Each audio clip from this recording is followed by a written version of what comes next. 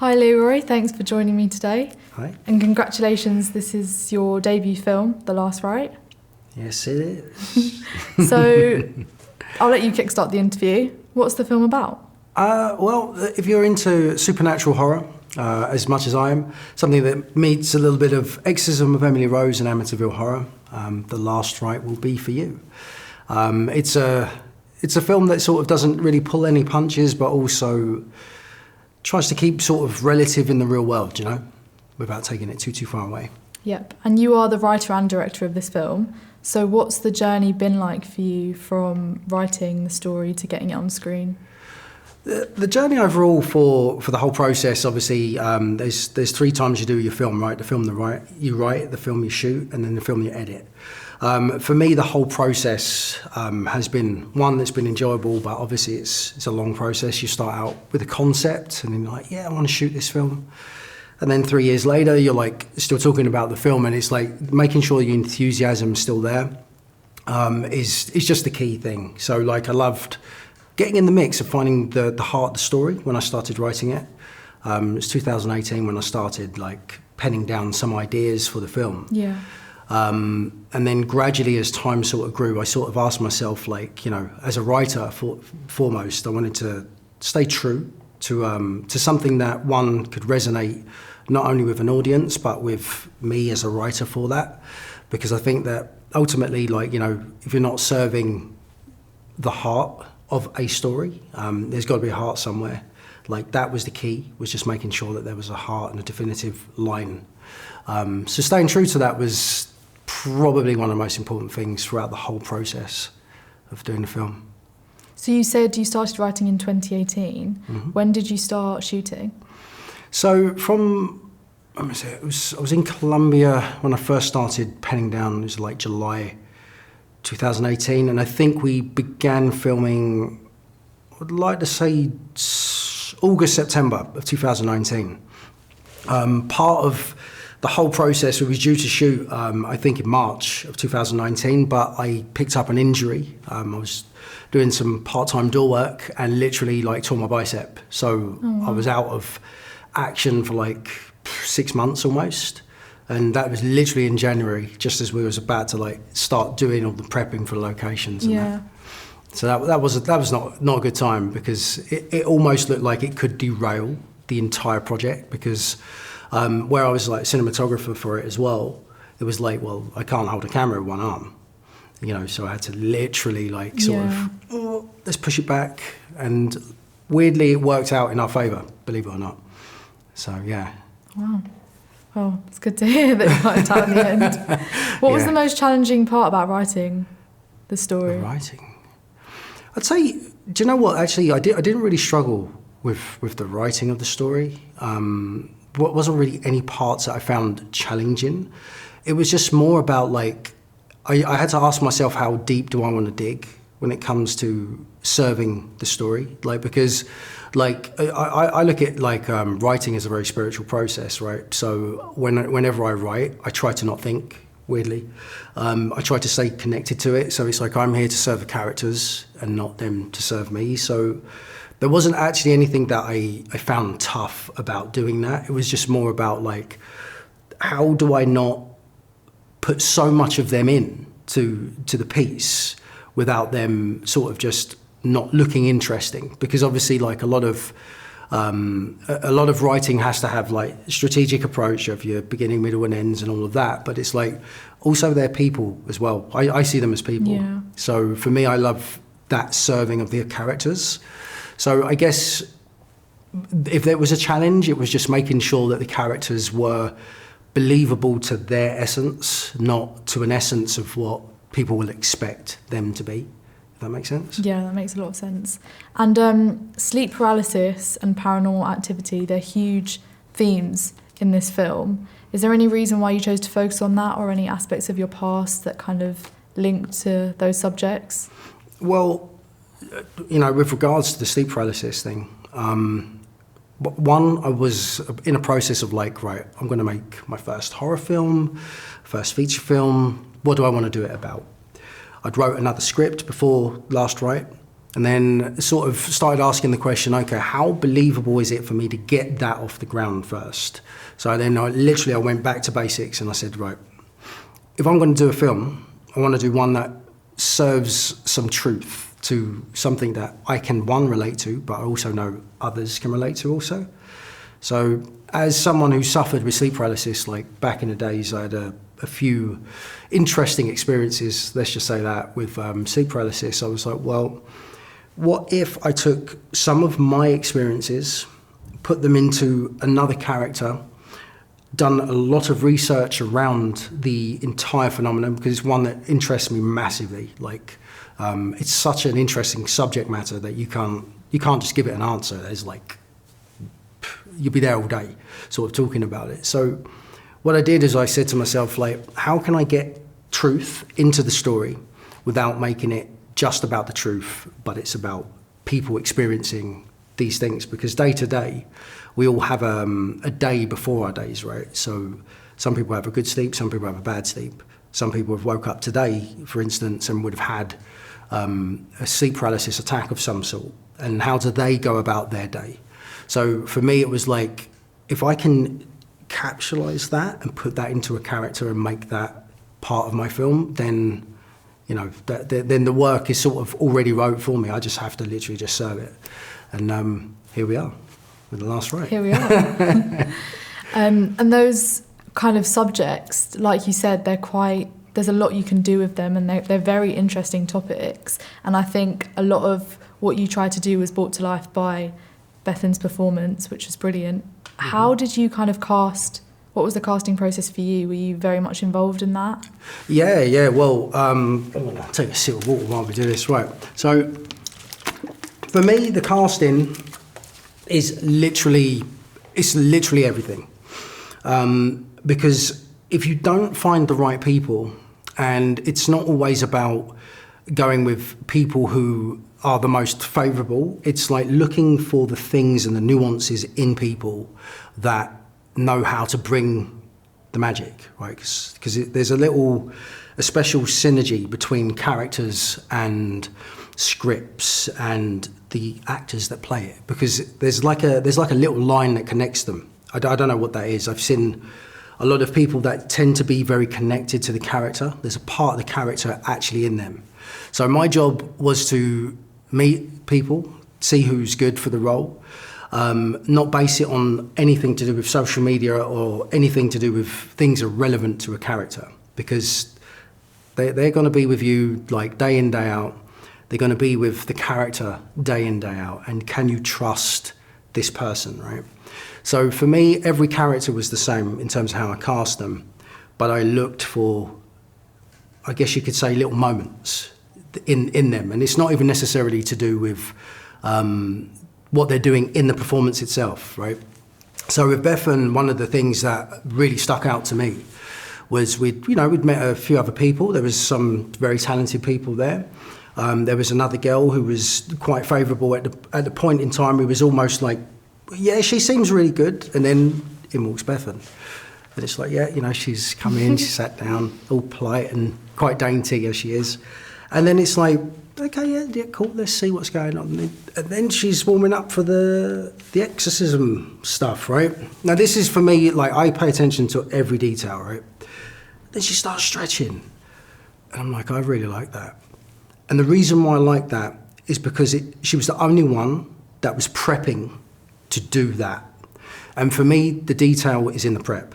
Like, you've got to prep things. And I found that, like, it was just an additional extra that I liked, because I like seeing the little things that people do are usually the things that make the largest differences long term. Yeah. And so when she was stretching and that, and then she done the Exorcism audition bit, I was just blown away. I was like, yeah, she is Lucy. Lucy is Bethan. Like, that literally was how it was. Yeah. And yeah, I didn't even have to second guess that on the day. Well, she's amazing, so you cast correctly. Here on that, yeah, absolutely. And also, I think the set is so beautiful, the house, and to contrast that with the horror that kind of takes place in the house, you've done that so well. Like, the lighting that you use to create shadows, and kind of there always feels like there's a presence in the house.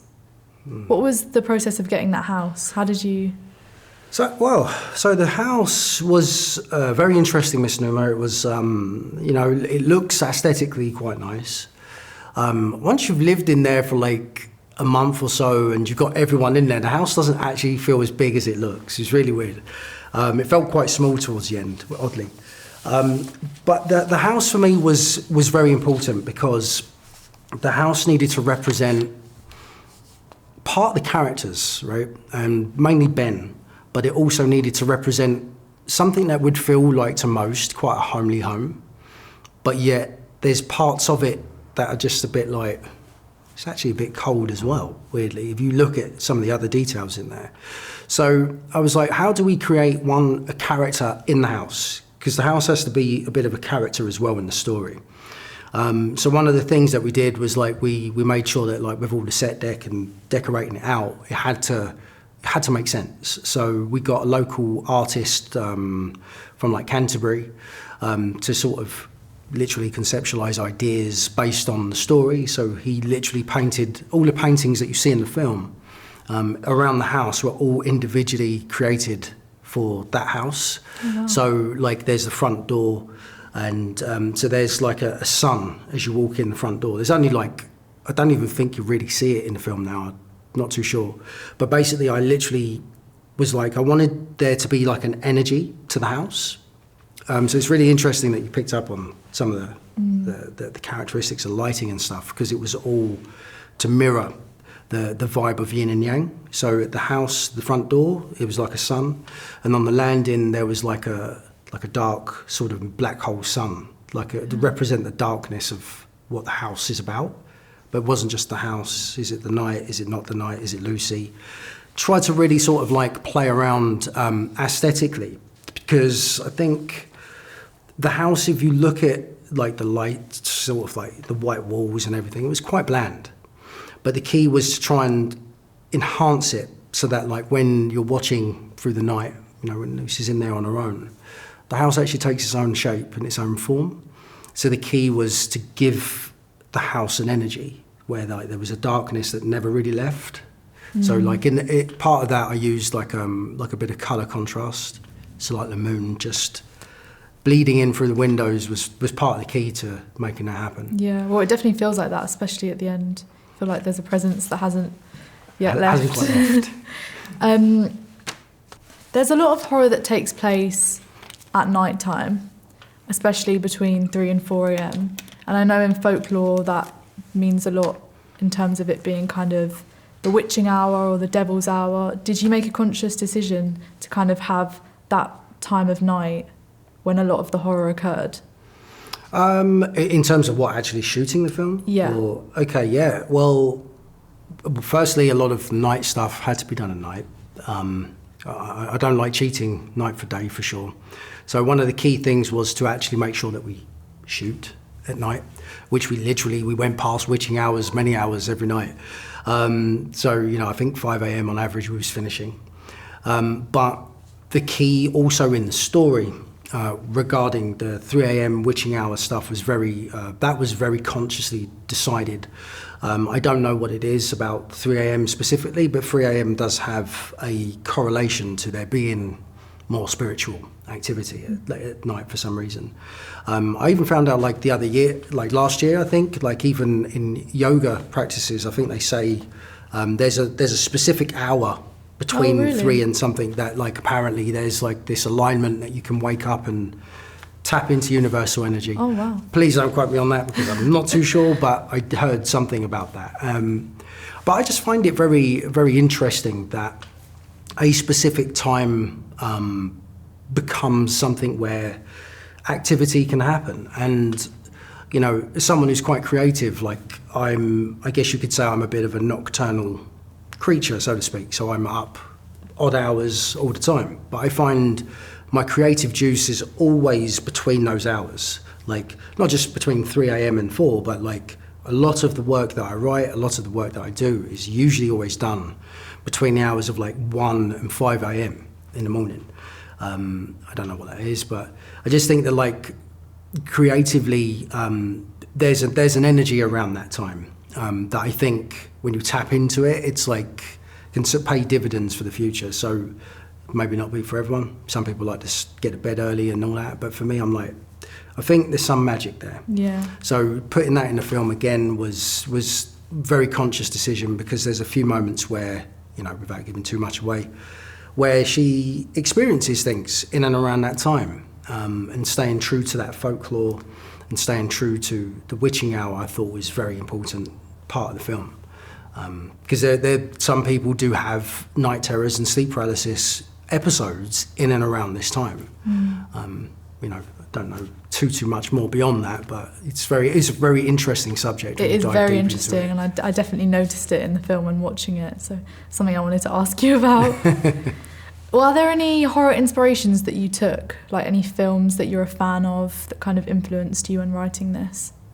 Yeah, the tricky thing with inspiration is it's like you want to take inspiration without copying, you know. So I'm inspired quite massively by Amityville Horror 2. I definitely would say that.